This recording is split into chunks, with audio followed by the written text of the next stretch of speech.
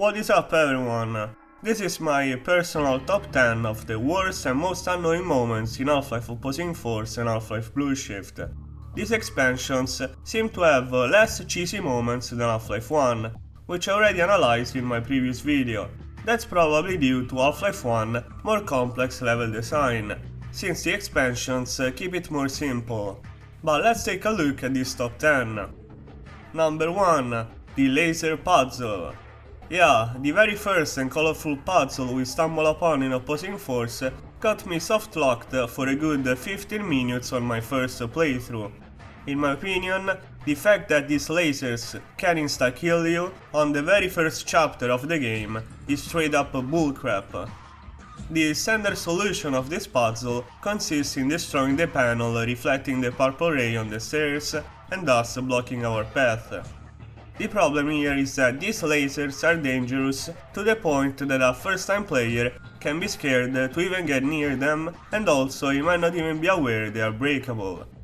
When destroying the right one, we still need to be careful cause hitting it at the wrong angle will result in an insta-death. You can also circle jump around this obstacle, which is my preferred method nowadays, but even here we need to pay attention, cause an insta-death awaits right around the corner.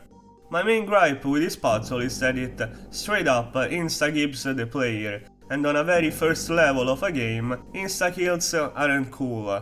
The explosions are pretty cinematic though, I love them.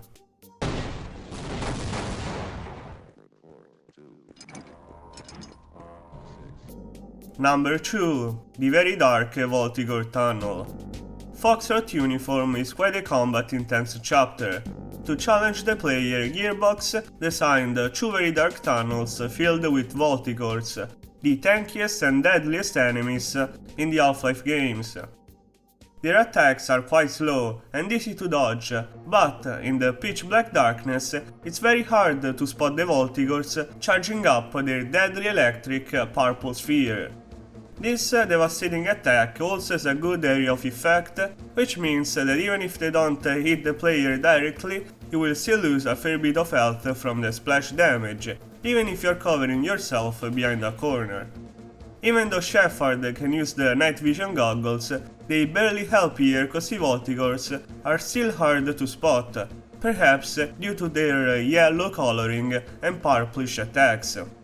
If you're low on M249 bullets or displacer energy cells, killing the insane number of Voltigores here can be quite challenging. If one tunnel wasn't enough, the player has to go through a second tunnel with fewer Voltigores, which can feel repetitive. But at least we meet the baby Voltigores, and their extreme cuteness will make Shepard forget all the pain he has been through. Number 3. Your teammates. So, the main problems with your comrades is that these fuckers will team kill you if you accidentally slightly damage them. Plus, sometimes they just won't follow you, and so you need to get back to them to give them a new input. Okay, I'll secure this area. Moving out, Corporal.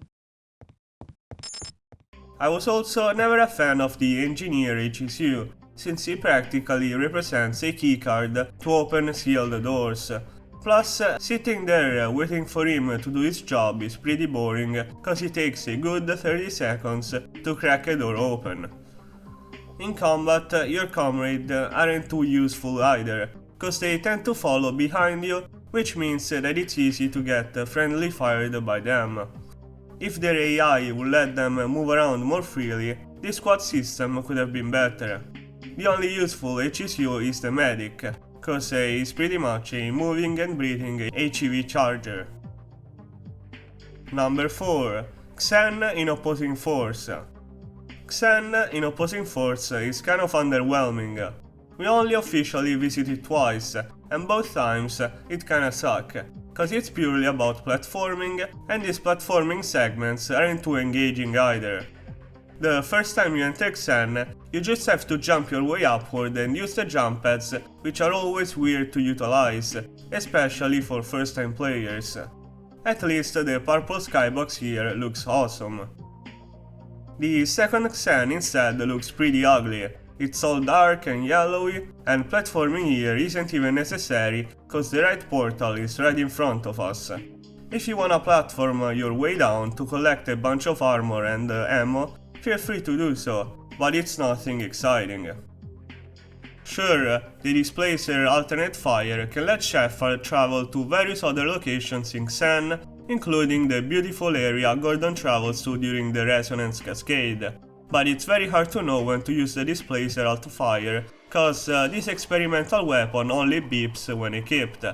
Thus, very few players actually experienced the full scope of opposing force Xen, and even then, it's nothing to write home about.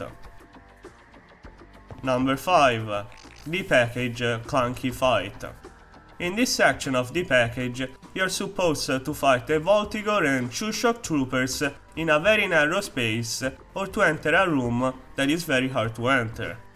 The Voltigore will probably run and block the door entrance, but the main problem here are the 2 shock troopers waiting outside that will zap you as soon as you get out.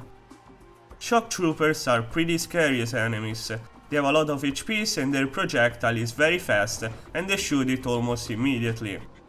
To add to the difficulty of this section, a helicopter is flying in the sky, thirsty for Shepard blood, and another shock troopers hides in the dark room you will probably sprint to cover yourself from the chopper fire.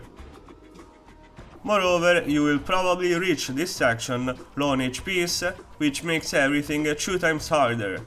I also hate how inside the initial room, the loading trigger is right behind us, making this awkward fight even more awkward. Number 6. The ropes. Rope climbing is a new added mechanic in Opposing Force, and as such, it's extensively explained in the bootcamp tutorial too. However, in-game, ropes are only featured 3 times, but this is a positive thing cause climbing them feels very awkward and most of the times swinging isn't necessary at all. The most awkward rope is the one in the secondary final boss room. Sometimes it can even get you stuck in the geometry. I always wish I could just use the ladder, it would make this little annoying backtracking process a lot simpler and faster. Also, the first time I played Opposing Force, I remember getting stuck in the Missing in Action chapter cause I forgot that ropes were climbable. That's why you always gotta go through the game tutorial before starting a fresh adventure. Number 7. Biodome Complex Navigation. I don't know about you guys, but every time I walk down this corridor in the Vicarious Reality chapter, I always feel confused and puzzled cause it leads to a sealed door. I know for damn sure this is the right path cause the chapter has just started and this is the only way to follow, and so I always wondered if I needed to find an engineer in order to breach the door and progress. At this point, we can only retrace our steps cause the game leaves no other option, and after a while, a couple of pigeons and a nasty shock trooper get spawned inside this corridor. Thankfully, the strength of the teleportation breaks the window that was previously unbreakable, and that's the way we are supposed to go. I always used to get lost here. Another part I would always find puzzling is this next section here in the same Vicarious Reality chapter. The game puts you at a crossroad.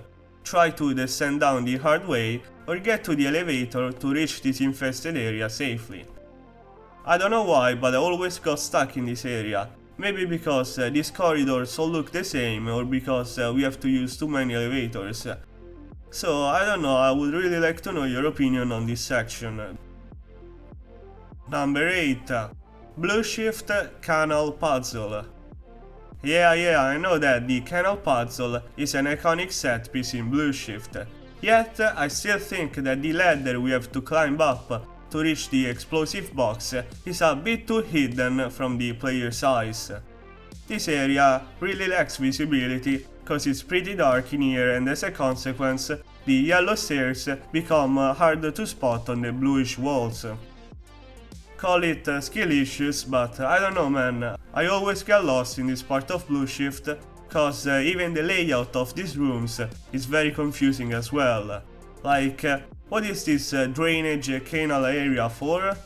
Pretty misleading if you ask me. Number 9. Dr. Rosenberg. If Half-Life NPCs are annoying, cause sometimes they won't follow the player, Dr. Rosenberg takes it to a whole new level, because we have to guide him through a pretty wide area, including a row of stairs where you can easily lose track of him. Loading screens too seem to block Dr. Rosenberg on his path, and in this section there are plenty of loading screens. Also, Dr. Rosenberg sometimes will stop and say that he's too tired to go on. The only cool thing about him is this animation where he helps Barney in climbing up on top of the freight. He looks super goofy, and it's kinda ironical how he can bust such a physical move since he's just a scrawny scientist. Number 10. Blue Shift Ending. In my view, the Blue Shift ending is pretty anticlimactic. While opposing Force as a proper final boss, in Blue Shift you only fight 2 unlucky Houndies and a bunch of Marines that are shyly trying to stop Barney from using the teleport. These enemies are so few and far between that they are barely a threat, and thus the final moment of Blue Shift only turn into a boring waiting game where we wait for our turn to jump into the teleporter and press a few buttons here and there. The first time I played Blue Shift, I thought it would bring us back to Xen, where we would have a natural final fight, but instead the game just ends here. I like the final cutscene though, really makes me feel part of a family, even though the scientists are all assholes. So, ladies and gentlemen, this was my top 10 of the most lamest moments in both of the expansions. I really wanna hear your opinion about this subject, because I actually had a very hard time in finding this top 10, since, as I've already said, the expansions seem to have less cheesy moments than the original game. So, like and subscribe if you like the video.